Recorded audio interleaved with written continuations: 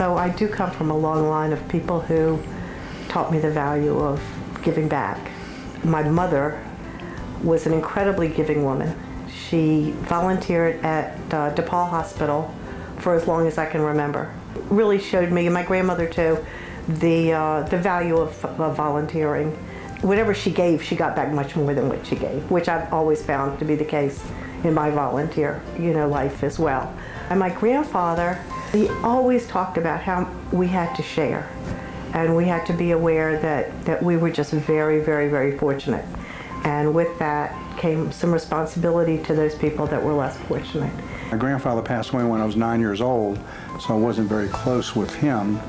However, then we moved in with my grandmother, and we were 2 blocks from the brand new Godly Chesed Synagogue in Churchland.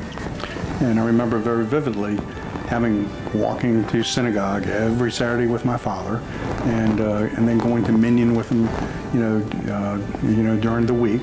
So I got to,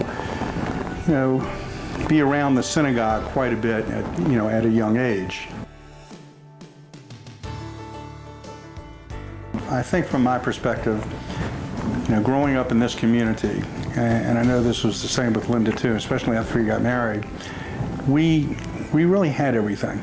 We really didn't want for anything. We were very fortunate that our parents had done well, and I think that we saw our parents giving back to the people who really needed things, and I think that's such a great lesson. And I think we try to instill that to our children also. So when you have things and you don't need for anything, to be able to work with the community to give back to people who really need things is just really a great lesson that I think we learn from our parents, and hopefully we instill that in our children. Absolutely.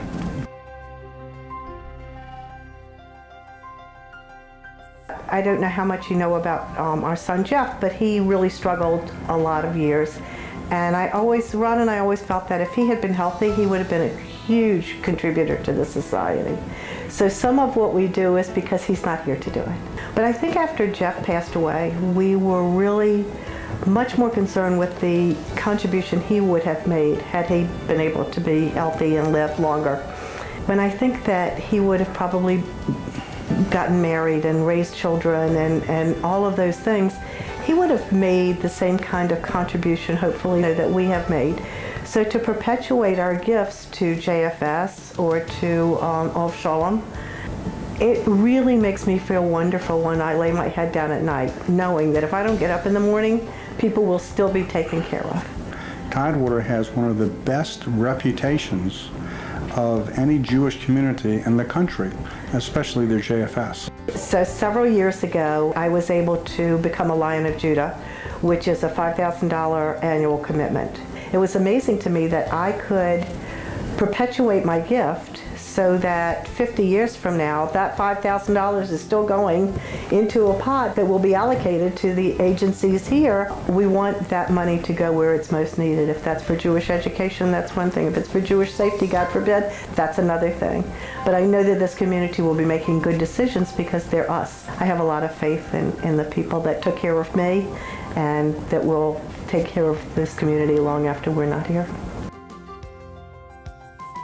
I'm very involved and very passionate about endowments for the reason that it's so hard to raise the money that we need for the community. And that's what endowments do. It takes the pressure off of the annual raising every year of having to raise the money and allow the people to do the things they need to do to keep the community going. And if we can just get more people to do endowments, they don't have to be large endowments. By no means is ours a large endowment. Small endowments to be able to ensure the future of the community so we don't have to put as much pressure on raising the money.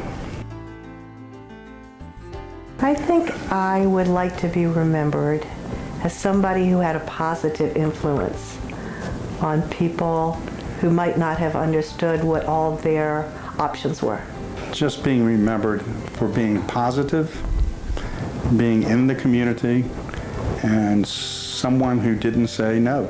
And I hope that our grandchildren will understand that, and when they mention our names, they'll say, yes, they were involved, and they didn't say no.